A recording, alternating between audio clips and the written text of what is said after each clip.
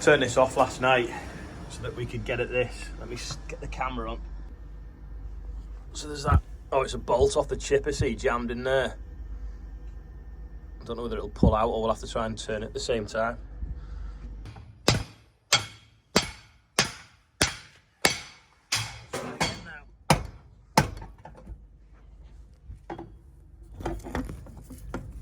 Oh, it's off a shackle. You know that shackle you put through the chipper?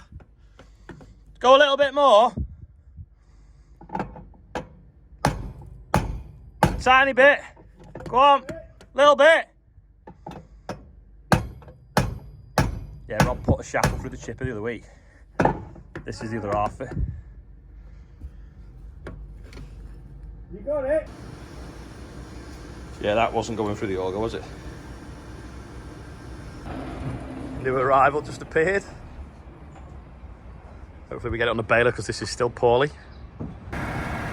Get the customary video of it backing off in case it goes wrong.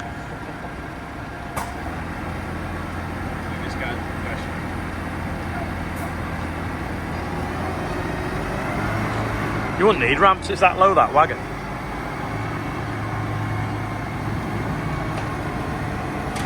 Proper shiny though, isn't it?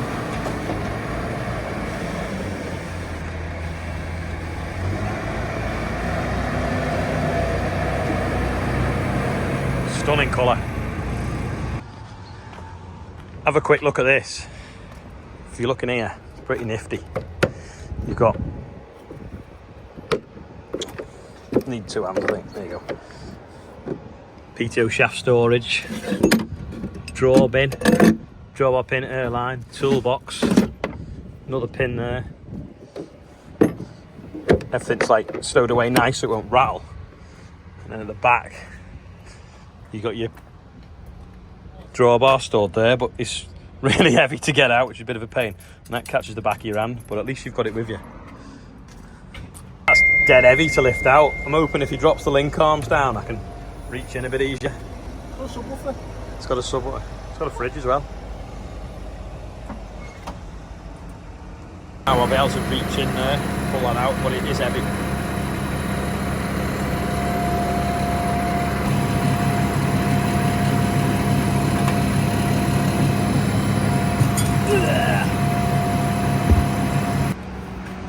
So they're both Agco, Valtra and Fendt, yet for some reason they put different returns on the back of the tractor for what we call a free flow return. Anyway, in the toolbox it has got the right fitting, if it fits the pipe on the drill. If not, Andrew's got a male fitting somewhere, don't know where he's put it, off his old tractor that will fit on there or there. Of course that doesn't fit the pipe, so I'm going to set this fitting off this old digger pipe and hopefully we can reduce it down to fit the pipe. That fitting wouldn't fit on there. We found another one and swapped it round, but then we ended up with two male threads. So then we went back to how we were. So then we tried to screw that male thread onto the back of the tractor. Found the thread was different. Anyway, now we've got the one out the tractor toolbox and the other one that we've got as a spare. They all screw together. That will now plug on the tractor and then our drill will now plug into that one. Finally got there after about 5 combinations. We're going to go cutting some barley, so I'm just going to swap this panel. I didn't swap it yesterday because it was that blocked up with soil. I didn't need to for a little bit of spring wheat, but yeah, take this off and swap it. That didn't take him long. He's just been out just sowing some grass and he's back already. In the combine, 23% fuel, 24%, that should be fine. I've got about 20 acres of barley to cut for Gino. He's just taking the trailer. Rob's hopefully got me header coming from the other field. And off we go. In fact, I think I'm going to go out the new gateway and then I'm going to have to go past the narrow bit. Looks like we've got a bit of a convoy coming towards us. Some sort of big crusher thing on a big Scania. Just let it through.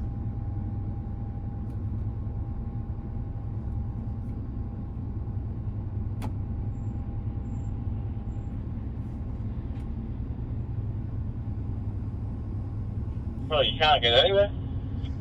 Rob's been getting abuse off someone because all the traffic lights up the road where it was narrow caused a load of congestion that none of us could all fit through. So they blocked the road so that they didn't make it worse here. By by the gateway of the field, and they were all giving him loads of stick, and he was like, well, you can drive through if you want, but you're just going to end up stuck further around the bend in the worst position. I should have filmed it really, because it was quite chaotic. Anyway, I'm going to put the header on now and then cut this barley over there. Do you want this closing this step? No, it's alright. I just changed the speed of the chop and somehow managed to get me knuckle in the belt. Sliced a big chunk of skin off there. Yeah, I'll see if I can find the first ache. It's one in here somewhere.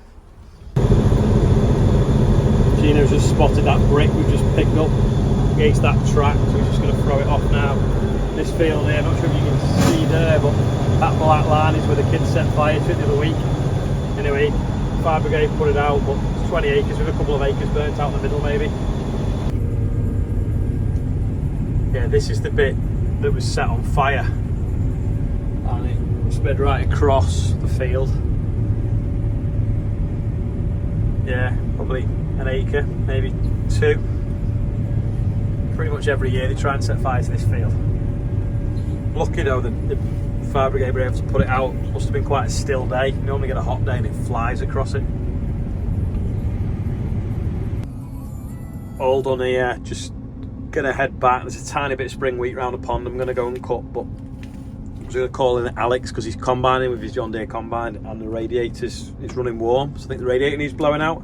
I've got an airline on board here, so I'm just gonna drive over, blow it out for him, and then saves him having to mess around getting his combine in the yard, taking his header off and stuff while we're passing, and then we'll cut a tiny bit of spring wheat we've got round a pond.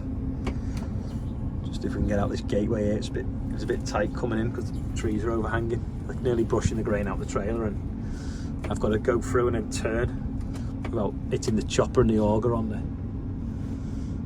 trees on the left hand side there. It looks long from this angle, doesn't it? Big haymaking mission going on here. 2 John Deere's on that, and then there's Alex's combine here now. I'm just going to pull in and blow the radiator out. Doing the job, isn't it? Yeah.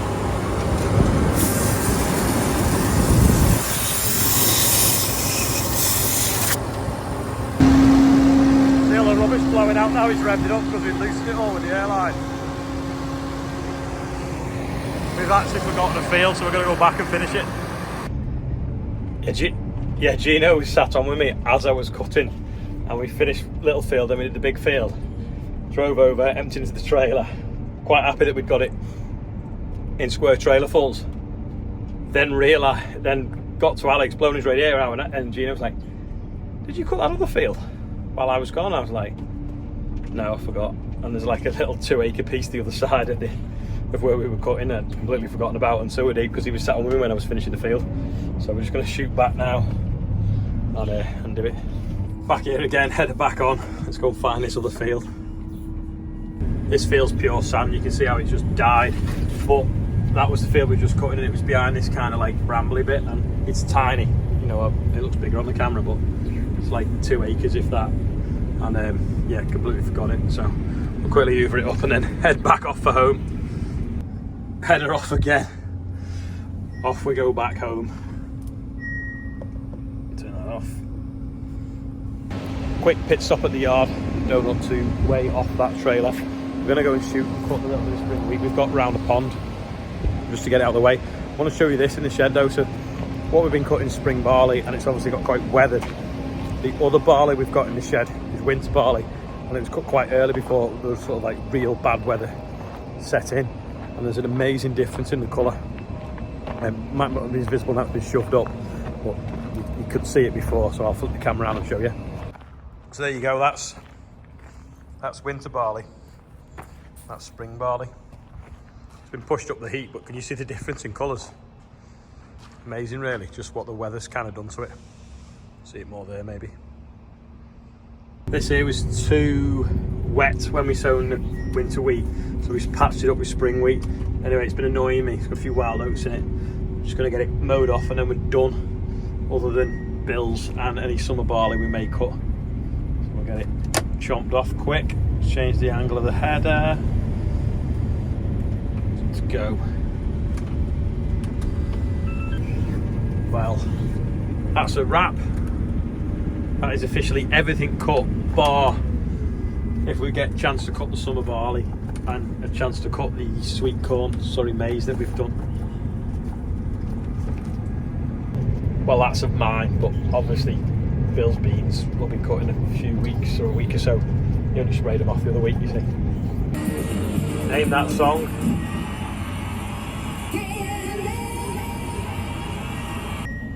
You obviously heard who sung it, but name the song. And does anyone know why it's called what it is?